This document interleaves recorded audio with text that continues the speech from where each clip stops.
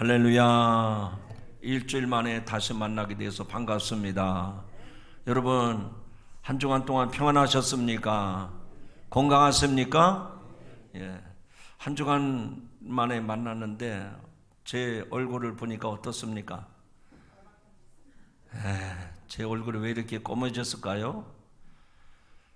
말레이시아 갔다 와서 그런 게 아니라 주는 나를 기르시는 이렇게 막 그냥 힘있게 찬양을 하다 보니까 얼굴이 뻘개진 겁니다. 어디 말레이시아 갔다 와서 탄 게 아니고 찬양을 힘있게 부르니까 그런 거예요. 여러분도 저처럼 힘있게 불러보세요. 그러면 얼굴이 뻘개집니다. 찬양이 힘이 있길 바랍니다. 힘이 없이 부르는 찬양은요, 부르는 사람도 고생이지만 듣는 사람도, 듣는 하나님도 괴로워요. 야야야, 너 그렇게 찬양에다가 내가 숨 넘어가겠다 그러실 것 같아요. 여러분, 찬양에 힘이 있길 바랍니다. 기도에 힘이 있길 바랍니다. 오늘 읽은 본문의 말씀은 아마 예수 믿는 성도들이라면 10번 이상도 읽고 암송하고 설교는 뭐 이루 말할 수 없이 많이 들었던 말씀일 거예요. 그러다 보니까 또 그 본문에 그 설교겠구나 라고 이렇게 먼저 여러분이 앞가림을 할지 모르겠는데, 그렇게 들으면 절대로 은혜가 안 됩니다. 오늘 말씀은 하나님이 나에게 직접 처음 주시는 말씀이다, 이런 마음으로, 그런 열린 마음으로 하나님의 말씀을 들으시기를 바랍니다. 옆에 사람한테 이야기하시죠. 오늘 말씀에 은혜 받으시기 바랍니다. 어느 부흥 강사 목사님이 어느 교회에 초청을 받았습니다. 부흥 집회를 인도해 달라고 초청을 받았어요. 그래서 그 부흥이 한다는 교회로부터 전화 연락이 왔습니다. 그 교회의 사무 직원이 이 부흥 강사 목사님한테 전화를 해서, 목사님, 우리 교회 오셔서 말씀을 전하실 텐데 그날 말씀의 본문은 어디입니까? 그랬더니 시편 23편 1절부터 6절. 그러면 제목은 뭡니까? 그랬더니 여호와는 나의 목자시니. 그런데 그 아마 사무직원이 목사님의 그 말씀을 잘 못 알아듣는 거예요. 그래서 다시 물어봅니다. 목사님, 그게 전부입니까? 그 목사님이 맞다고, 시편 23편 1절부터 6절이고 제목은 여호와는 나의 목자시니 라고 했습니다. 그랬더니 이 사무직원이 설교 제목이 이상하다. 그래서 다시 물어본 거예요. 목사님, 정말 그 제목이 전부입니까? 그랬더니 목사님이 화가 나가지고, 여호와는 나의 목자시니 그거면 됐지 뭘 더 바래? 알았습니다, 목사님. 그러자마자 사무원 직원이 가슴속에 큰 울림이 있었던 거예요. 목사님이 소리를 크게 질러서 놀란 게 아니라, 그렇지, 하나님이 나의 목자가 되시면 그거면 됐지 뭘 더 바래? 할렐루야 합니까? 그래요, 맞아요. 여호와가 나의 목자가 되시면 더 이상 필요한 게 없어요. 그거면 충분합니다. 아멘을 안 해도 분명하게 충분합니다. 여호와가 나의 목자신데 뭐가 부족하겠어요? 뭐가 모자라겠어요? 뭐가 문제가 되겠습니까? 근데 믿음이 없으니까 예수 믿어도 부족하고 뭔가 아쉽고 그런 생각이 드는 거예요.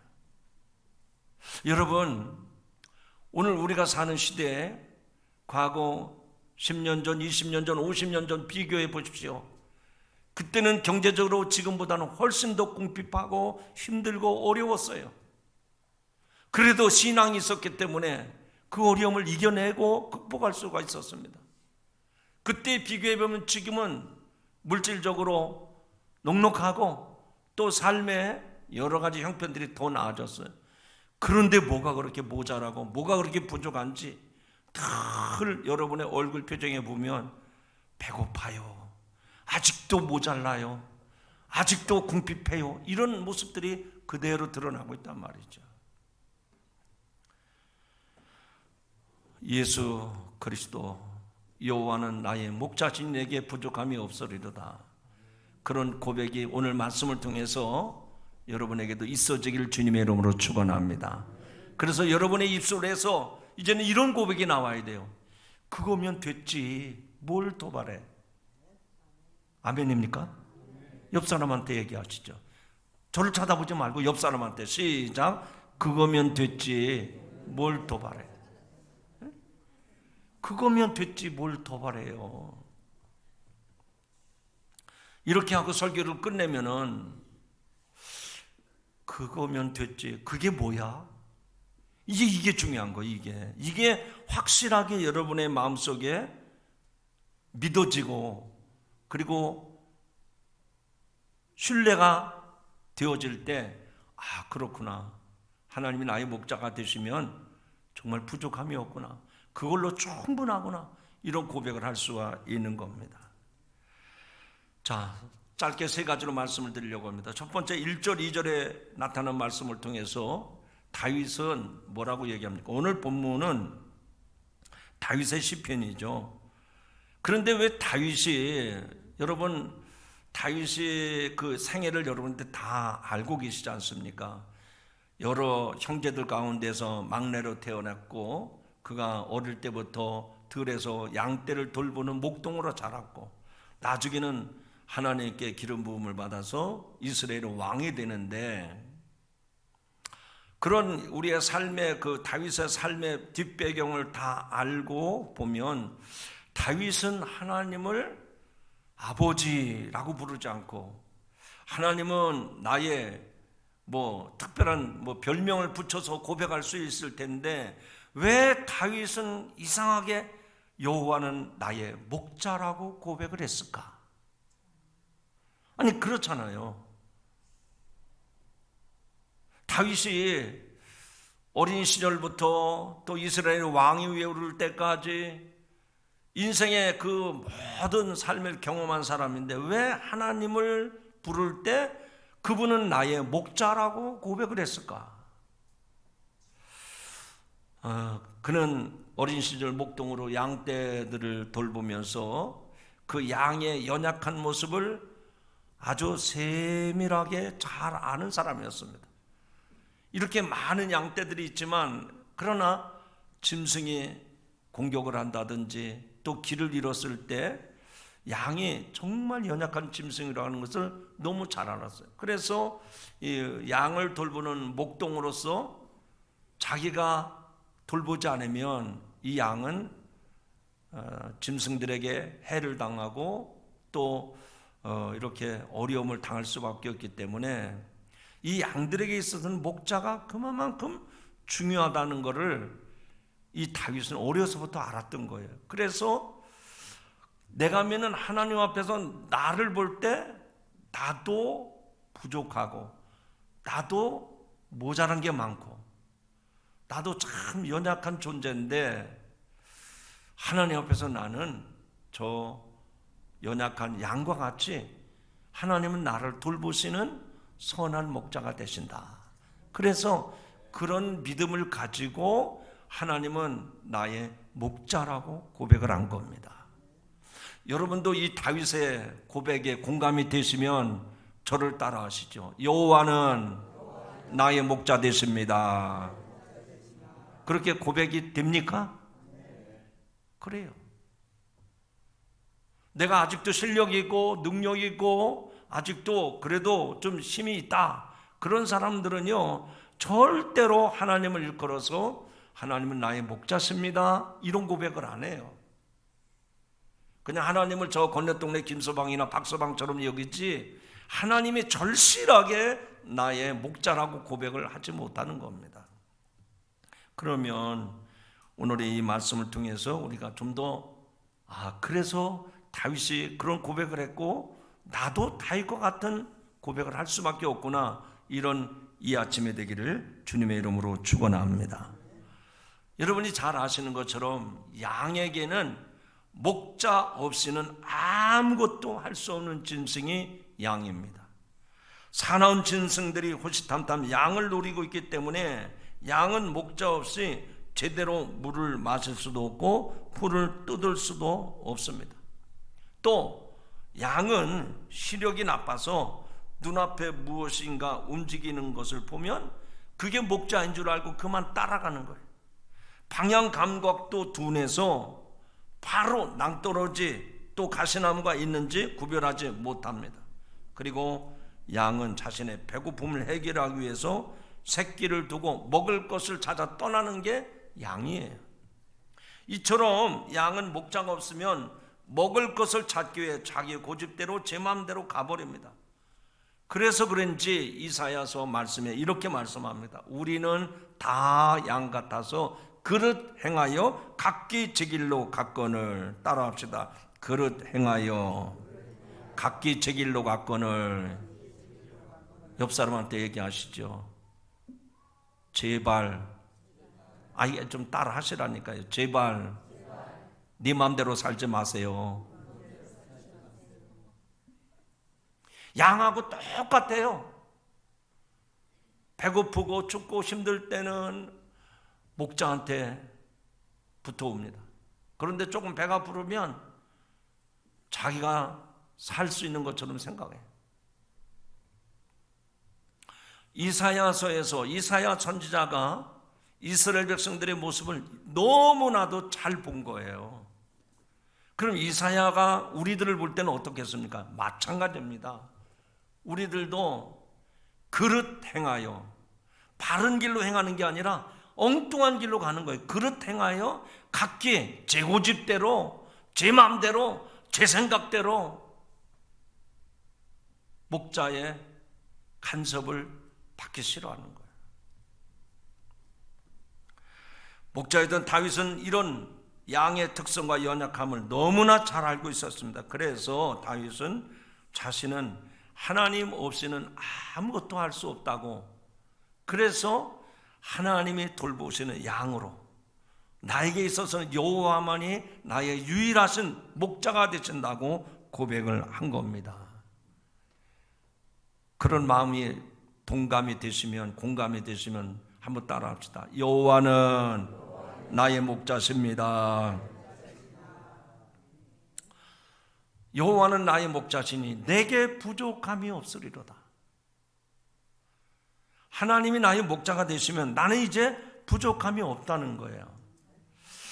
이거를 두 가지 면으로 해석해서 말씀을 드립니다. 여러분, 우리 인생에 하나님이 나의 목자가 되시면 부족함이 없이 채워주시는 거예요. 건강도 채워주시고 물질도 채워주시고 어려움이 변해서 기쁨이 되고, 아멘 안 해도 좀 끝까지 할 겁니다.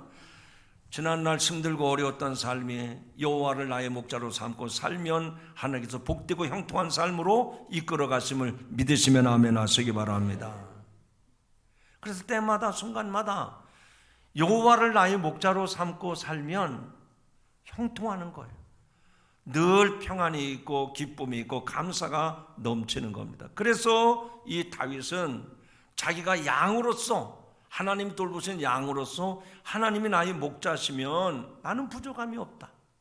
어디 가서 무엇을 먹어야 될지, 가라앉은 심령을 어떻게 시원하게 마실 물을 먹어야 되는지 전혀 문제가 되지 않는다는 거예요.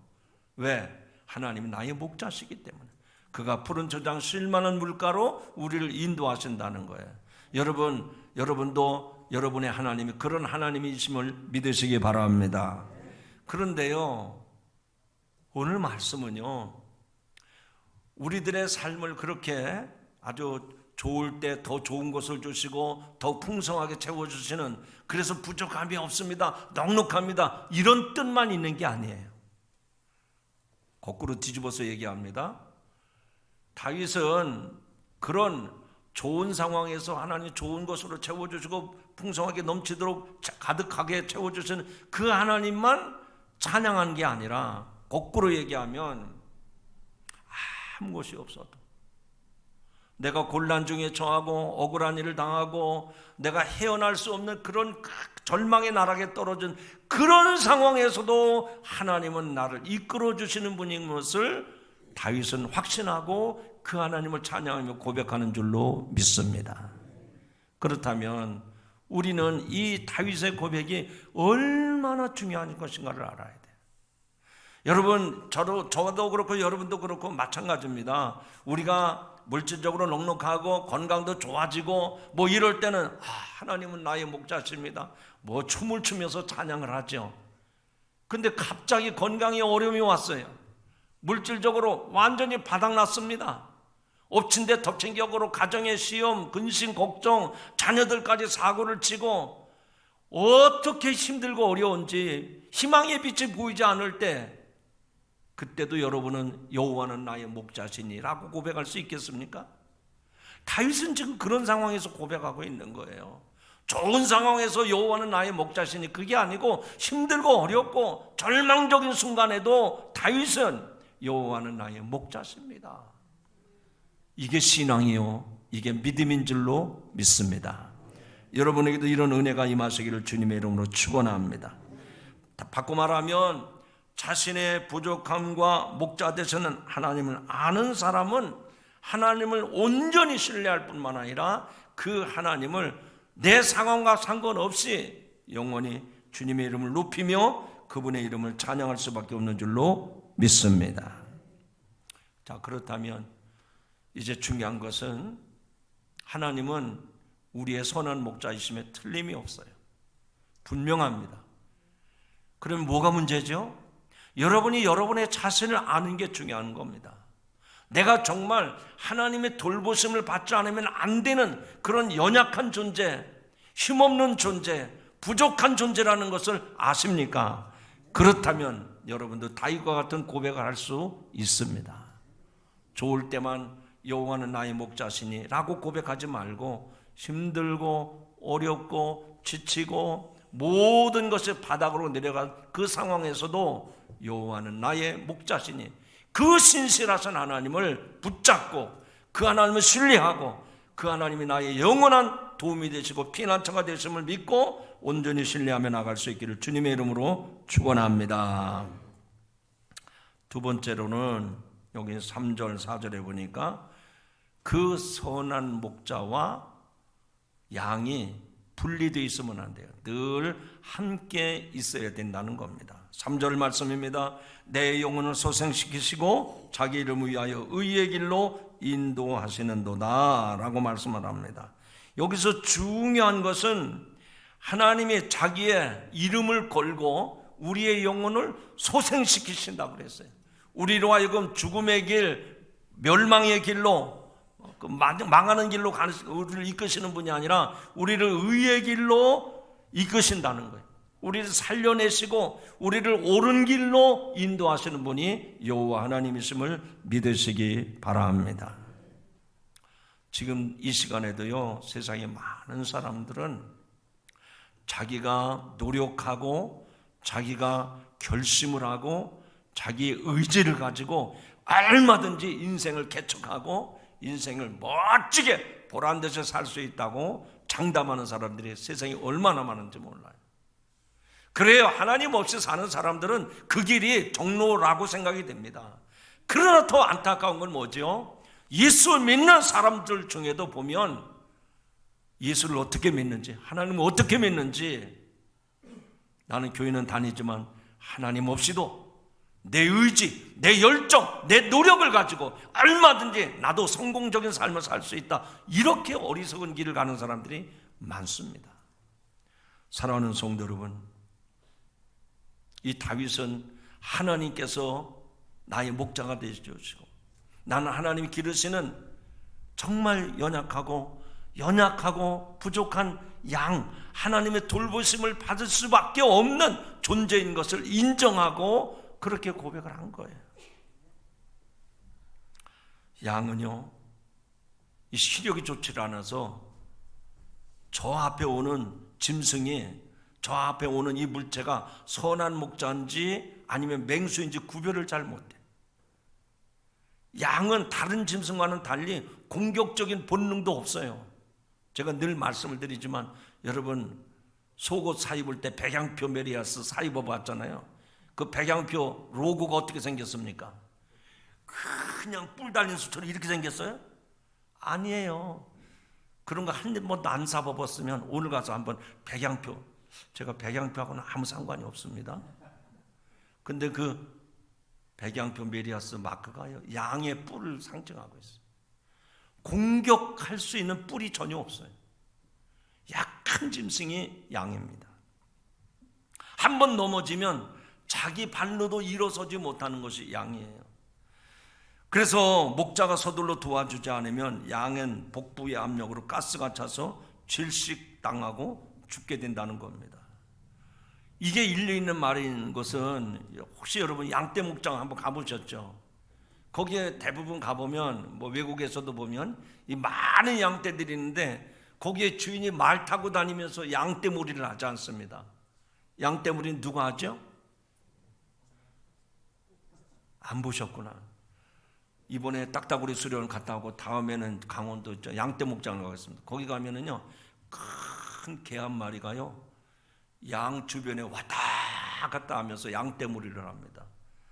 왜 양들이 평화롭게 지내는 공간 안에, 우리 안에 개들이 왔다 갔다 할까요?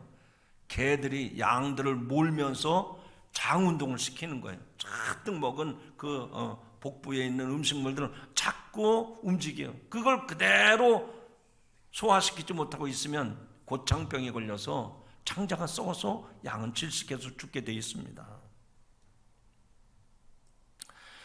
우리도 한번 넘어지면 양처럼 내 욕심, 내 정욕, 이것이 나를 삼켜버리는, 그래서 그 자리에서 일어나지 못해. 회복이 안 되는 거예요. 그때마다 선한 목자 되신 주님께서 나의 손을 붙잡아 주시고 나를 끌어안아 주시고 우리를 푸른 초장 쉴만한 물가로 인도하시는 줄로 믿으시기를 바랍니다.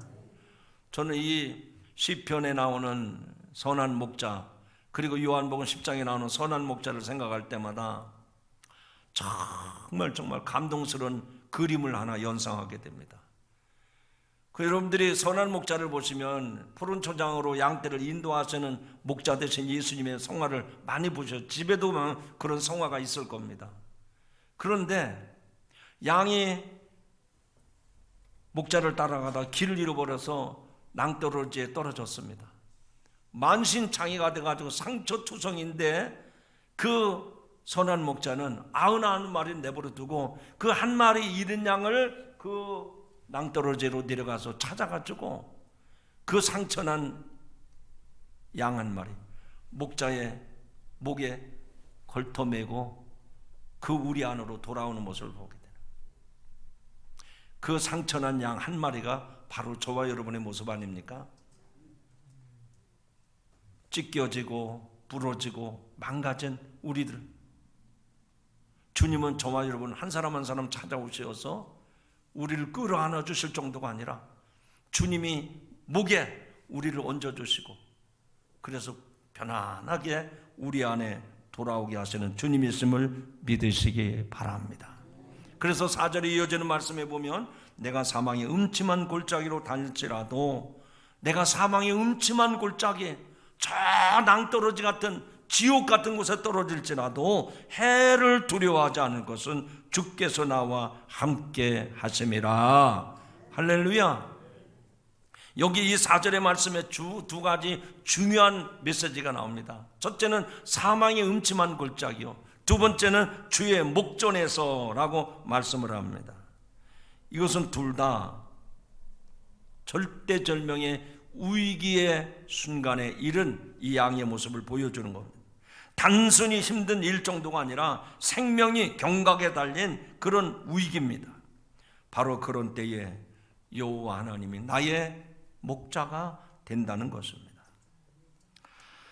일본의 유명한 애니메이션 작가 후지코 후지오라고 하는 사람이, 아마 일반인들은 잘 모르는데 그 도라에몽이라고 하는 그 애니메이션 작가입니다. 그분의 탄생에 얽힌 일화를 소개하려고 합니다. 이 후지오는 다른 아이에 비해서 체구가 작고 체력도 좋지 못했습니다. 그러다 보니 친구들에 비해서 모든 능력이 떨어졌습니다. 다른 친구들보다도 능력이 떨어지는 후지오는 자신은 아무것도 할 수 없는 사람이라고 낙심을 하며 스스로 자신감을 잃고 위축되었습니다. 후지오의 이런 모습 때문이지 주변 친구들은 그 후지오를 무시하고 후지오가 뭔가를 시도하려고 할 때마다 너는 아무것도 할 수 없는 사람이야 비난을 했습니다. 친구들의 이런 행동에 후지오의 마음에 깊은 상처가 남게 되었습니다. 그래서 후지오는 친구들과 어울리지 못해서 항상 혼자 그림을 그리며 시간을 보냈습니다. 그림을 그리는 시간이 후지오에게는 제일 행복한 시간이었습니다. 후지오는 자기가 할 수 있는 일이라고는 그림 그리는 것밖에 없다고 생각을 했습니다. 그래서 후지오는 만화가의 꿈을 꾸며 하루하루를 보냅니다. 마침내 성인이 된 후지오는 만화를 연재하기 시작했습니다. 하지만 결과는 처참했습니다. 그 후 몇 번을 더 시도했지만 결과는 마찬가지였습니다.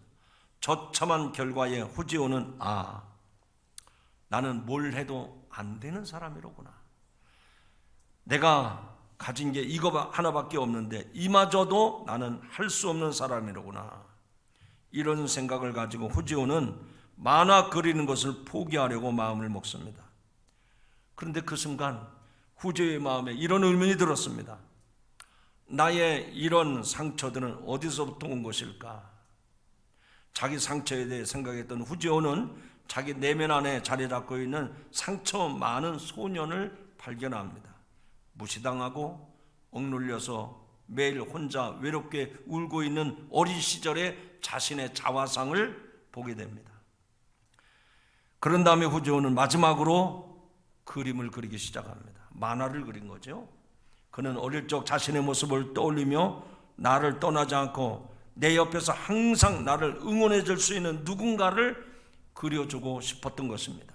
그래서 만화에는 아무것도 없는 소년이 등장을 하고 소년과 항상 함께하는 소년의 부족함을 채워주고 응원하는 고양이 로봇이 등장을 합니다. 이 애니메이션 만화가 일본 만화책 누적 판매순위 4위에 올랐던 도라에몽이라고 하는 만화입니다. 여러분, 사람은 누구나 옆에서 자신을 지지해주고 자신을 지켜봐주는 존재가 필요합니다. 어제 저녁에 설교 준비를 마치고 TV 앞에서 어느 프로를 시청하게 되는데 그 장애자분들이 걸을 수 없는 장애자분들이 20m 높은 나무에 올라가는 그 영상이 TV에 나왔습니다. 그분들은 태어나길 때 건강하게 태어나셨던 분들인데 불의의 사고로 두 다리로 걸을 수 없는 분들이었어요. 그래서 항상 그분들의 시선은 눈 아래로만 봤어요. 자기들이 앉아있는 휠체어에 앉아있는 그 눈 아래의 세상만 보았는데 이분들이 다른 사람들의 도움을 얻고 또 용기를 얻어서 20m 높은 나무에 오르는 휠체어에 앉아서 높은 나무에 오르는 그 세 분의 영상이 어제 방송이 됐습니다. 그걸 보고 저분들 주변에 이렇게 돕고자 하는 사람들, 그리고 그분들의 어려움을 응원해주고 힘을 실어주는 사람들이 있기 때문에 그 세 분이 다 20m 높은 나무 꼭대기까지 올라가는데 성공을 하는, 그래서 모든 삶에 자신감을 되찾는 모습을 보고 대단하구나 감동을 받았습니다. 여러분, 그분들에게 주변 사람들이 응원을 해주고 부축해주고 도와줬기 때문에 그분들은 인생의 승리자처럼 자신감을 되찾았다면 여러분에게는 누가 있습니까? 나의 목자 되신 하나님 예수 그리스도가 세상 끝날까지 저와 함께 하심을 믿고 확신을 가지고 자신 있게 세상을 살아가시길 주님의 이름으로 축원합니다.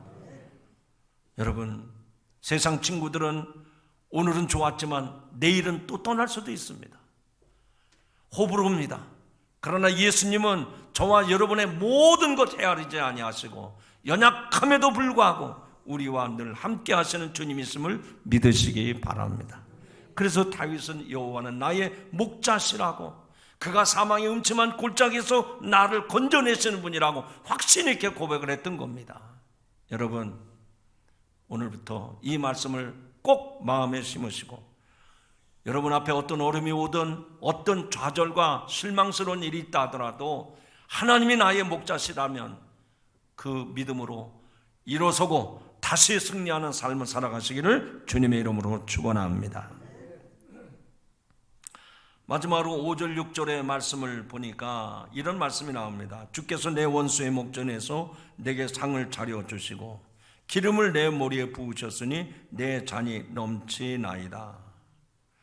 여러분, 제가 다시 읽어볼 테니까 이 말씀이 여러분에게 어떻게 이해가 되시는지 제가 물어보겠습니다. 5절입니다.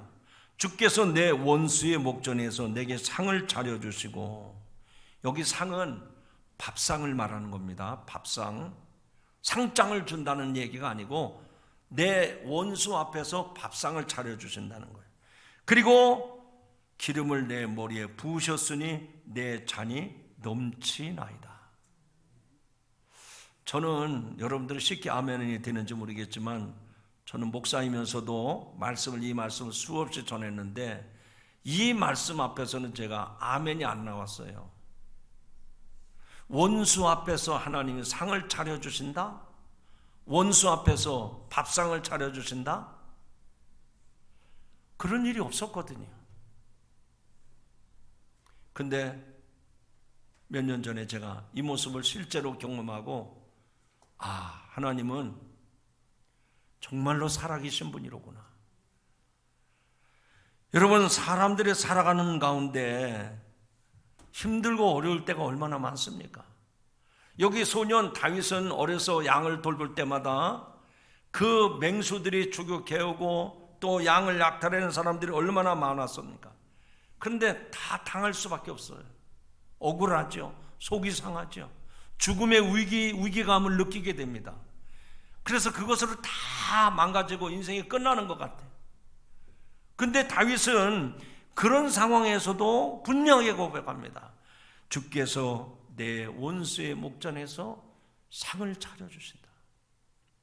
아직 이 말씀이 공감이 안 되시는 분, 저처럼 이해가 안 되시는 분들이 많이 계실 거예요. 그런데 저처럼 하나님의 말씀을 끝까지 신뢰하고 나가시기 바랍니다. 그러면 여러분에게도 동일한 하나님의 은혜가 임할 줄로 믿습니다. 이런 일들이 우리들의 일상에서 너무 많이 반복되고 있거든요. 그 중에 한 분의 이야기를 소개하고 설교를 마치려고 합니다. 빅화이어 선교단 찬양팀의 리더였던 이주영이라는 젊은 목사가 있습니다. 이분이 페이스북에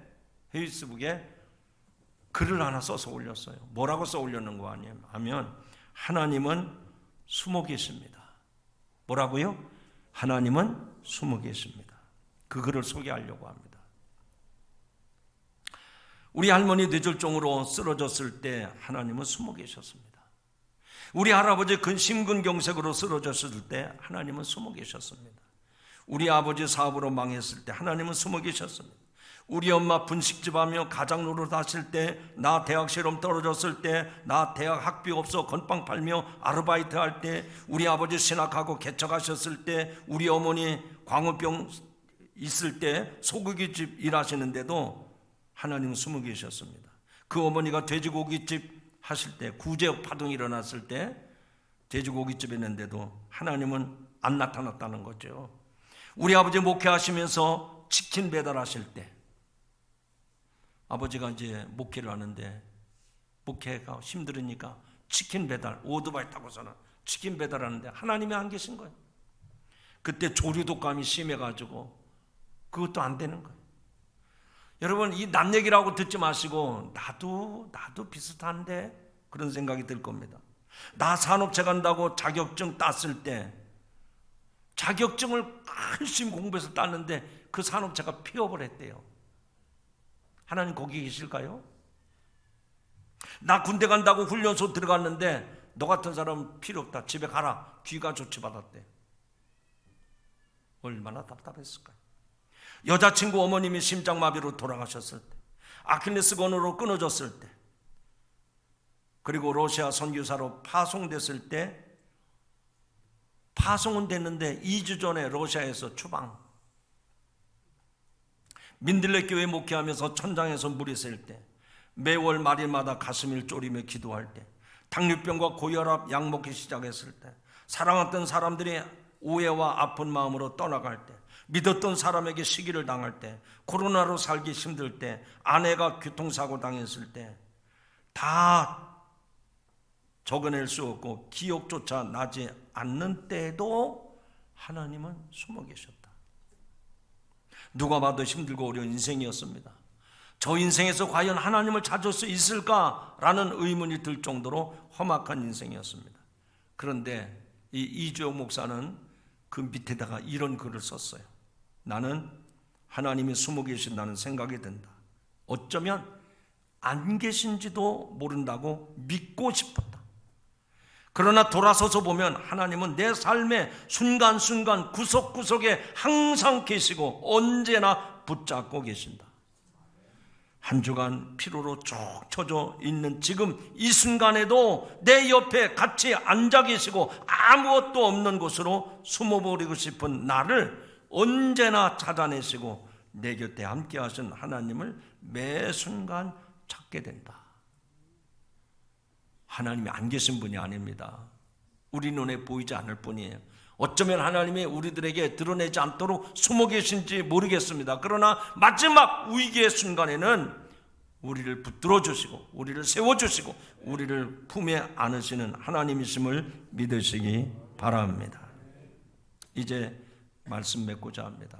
성도 여러분, 다윗은 하나님이 나의 목자가 되신다라고 고백을 하면서 그 은혜를 찬양하고 있습니다. 광야 같고 나그네 같은 인생길에서 하나님과 함께 할 수 있다고 하는 것은 큰 은혜고 그 사실에 우리는 큰 힘을 얻습니다. 연약한 양들과 같이 우리들은 지치고 쓰러질 때가 있습니다. 광야같이 메마르고 쉴 곳 없는 인생을 우리의 힘으로 우리의 능력으로는 살아갈 수가 없습니다. 그러기에 우리는 언제나 우리를 보호하고 인도해 주시는 선하신 목자가 필요합니다. 우리의 선한 목자이신 하나님, 그 하나님이 영원히 저와 여러분과 함께 하심을 믿으시기 바랍니다. 꿈 없는 우리에게 하늘나라 보여주시고 약한 우리의 친구가 되어주시고 힘없는 우리의 인생에 큰 힘과 위로를 주시는 줄로 믿습니다. 그래서 다윗처럼 오늘도 주님은 나의 선한 목자가 되십니다. 고백하고 그 하나님을 신뢰하며 살아가는 복된 성도가 되기를 주님의 이름으로 축원합니다. 기도하시겠습니다. 하나님 감사합니다. 다윗은 하나님을 일컬어 선한 목자가 되시니 내게 부족함이 없다고 고백을 했습니다. 하나님, 우리가 이것이 모든 삶의 마지막 고백인 줄로 믿습니다. 주님, 내 사는 날 동안 세상의 지위나 명예나 권세나 재물로 나의 만족함을 삼지 말게 하시고 하나님만이 나의 선한 목자 되심에 부족함이 없다는 고백을 할 수 있게 하여 주시옵소서. 그래서 그 선한 목자 되신 주님과 동행하는 삶이 되게 하여 주옵소서. 예수님의 이름으로 간절히 기도하옵나이다. 아멘.